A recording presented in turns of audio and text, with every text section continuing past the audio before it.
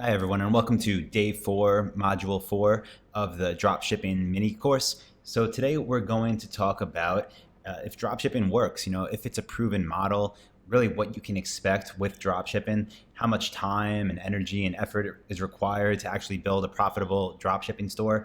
And also, we're going to start to touch on how much you could expect to make in terms of profit margins should you decide to go ahead and proceed with this business model, should you decide to go ahead and build your own dropshipping store. But the first thing that I really wanted to talk about, because I think it's most important, are common mistakes to avoid when dropshipping, because there are a lot of them. Unfortunately, when you go out there and you get on Google and you search for dropship suppliers or you search for dropshipping, there's a lot of really bad information out there, and I'll explain why as I go through these bullet points that I provided. But let me just talk about some of the common dropshipping mistakes to avoid. The first one is you should never pay for access to a supplier. There are a lot of companies out there that you'll find. Let's say you're selling, I'll go back to the chandelier example from the previous video. Let's say you're searching on Google for chandelier dropship suppliers. I would bet that most of them you find that appear in those search results are going to be basically middlemen suppliers. They're not the kind of companies we want to work with, and they make most of their money by charging you fees. These fees will come in two ways. The first way will be applying to get approved with them. They'll actually want you to pay for that. And the second way will be by adding dropship fees for every order you place with them. So the first common mistake to avoid, this is where most people fail. You should never pay for access to a supplier. If a supplier wants money up front, it's most likely because that's how they make their money. It's not because you could have a long-term business relationship with them. You want suppliers that will take you on because you're going to work together for years to come. You're both going to make money for each other. It's a beneficial business relationship. It's not about them getting money from you up front. So again, avoid all suppliers that ask you to pay for access. The next mistake to avoid is that you should never work with suppliers who call themselves dropshippers. So I know that might sound a little weird being you're watching a video series right now about dropshipping, but I use that term because when people find me, when people find my course, I want to appear in the search results for dropshipping and I want them to understand what it is. But I want you to understand, now that you've made it this far, that when you're searching for suppliers, you should never work for anyone that calls themselves a dropshipper. You want to sell products for companies who their business is creating a brand. So again, let's say you're selling chandeliers.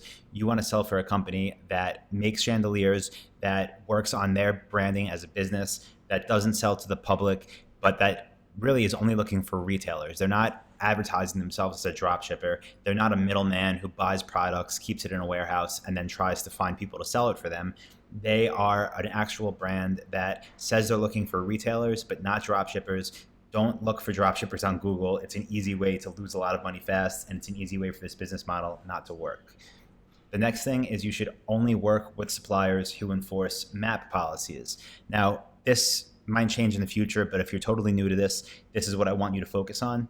Now, MAP stands for minimum advertised price, and I will talk about it in future videos in this mini course.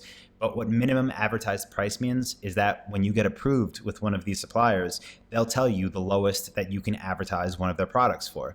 Now, what's great about this is you're not going to get yourself into pricing wars. So let's say you're selling baseball bats and you want to sell them for $100 on your website and your wholesale cost is $50. Well, hopefully your supplier will have a minimum advertised price policy. And let's say it's $80. So the least amount of money you can make per sale is $30, right? 80, your retail, minus 50, your wholesale. Now, what happens with suppliers who don't enforce these MAP policies or minimum advertised price policies is that you get into these pricing wars, and maybe one of your competitors is okay with making $5 a sale.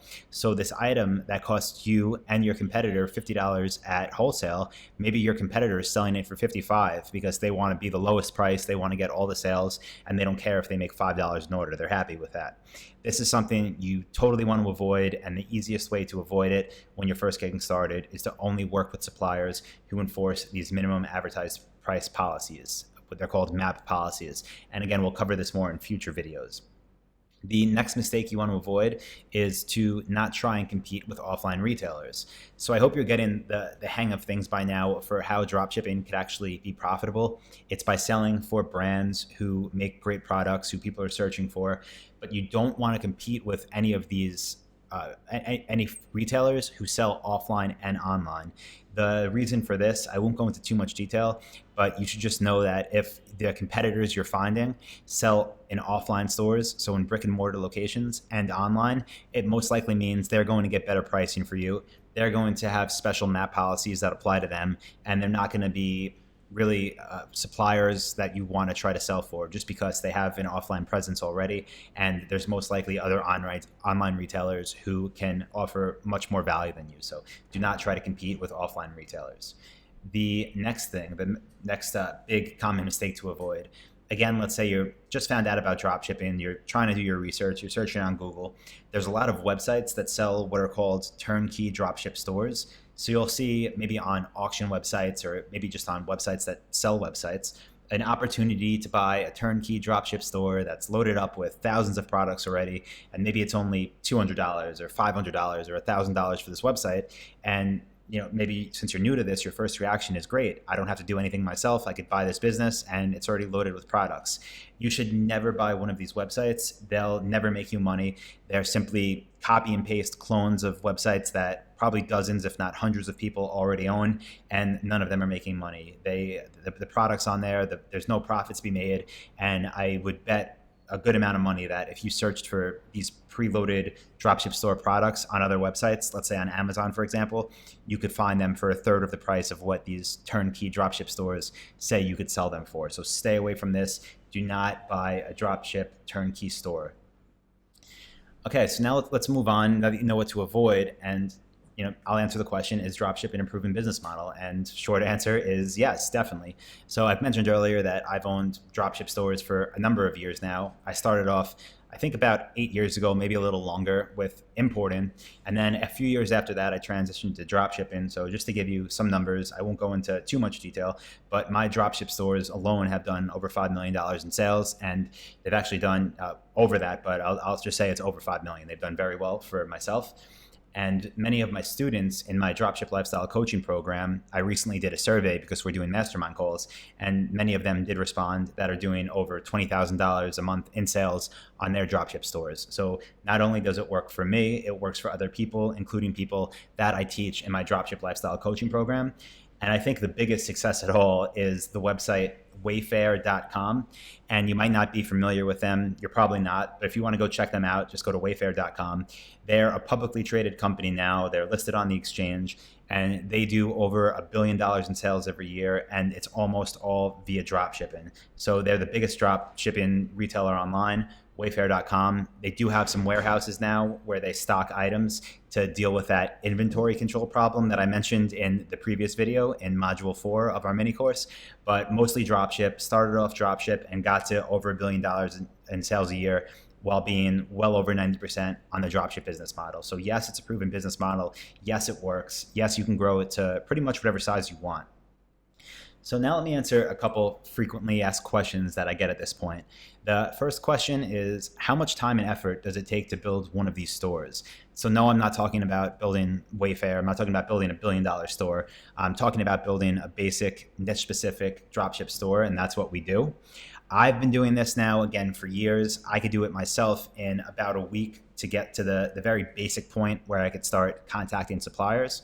So about a week. Members in my dropship lifestyle coaching program, some have done it in 2 weeks, some have done it in a month, some have done it in 3 months. It really depends how much time you want to commit to it. What I will say is, if you decide to do this and you do decide to work with me in my dropship lifestyle coaching program, we have a 22 video course that's specifically about how to do this fast. It walks you through with screen share videos exactly what to do to build yourself your own highly converting e-commerce store. So the answer, it could be a week, it could be a couple months. It really depends on how much time you're putting into it and if you're following a proven system like the one I teach in Dropship Lifestyle, or if you're just trying to figure it out on your own.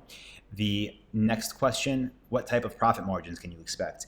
Again, this one is kind of tough to answer because it varies so much.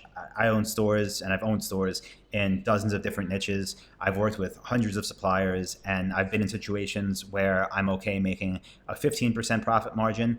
And I also have some suppliers where my profit margin's over 50%. So The average, if I had to guess, I'd say it was right around 20%, probably a little higher.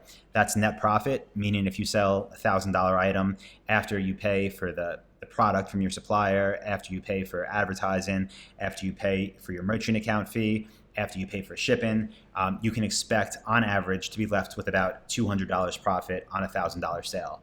And again, the work on your part to get that sale is pretty simple. It's really as easy as sending a few emails to your supplier to make sure it ships, and then sending an email to your customer with a tracking number. So pretty simple. That's the kind of margins you could expect. And that's one of the reasons that I recommend selling expensive items. So every time you get a sale, it's actually worth it. And that 20% could mean something. So those are my answers to the frequently asked questions. I'm going to go into them in a lot more detail in the next video. So this is going to end it for video 4, which is, does dropshipping work and is it a proven model? But tomorrow, definitely check your inbox because we'll be ready for module 5. You'll have a brand new video for me. And this one's going to be about how much money you can expect to make with dropshipping. Really, like, just answer that question because I know it's common. If you're going to really start this, you want to know how long it's going to take to start making sales. What about your first sale? And then, how does it work? I'll go into more detail about map pricing. I'll talk about how the billing actually works, how dealing with return works, and how to actually determine your profit margin before you start selling online so you can make sure you're profitable from day one. That's all going to be tomorrow. That's going to be in module 5. So again, check your inbox and look for that email from me. And any questions on this email, this video, or any other ones, just respond to the emails from me and I'll definitely get back to you if it's something I can help with. Talk soon.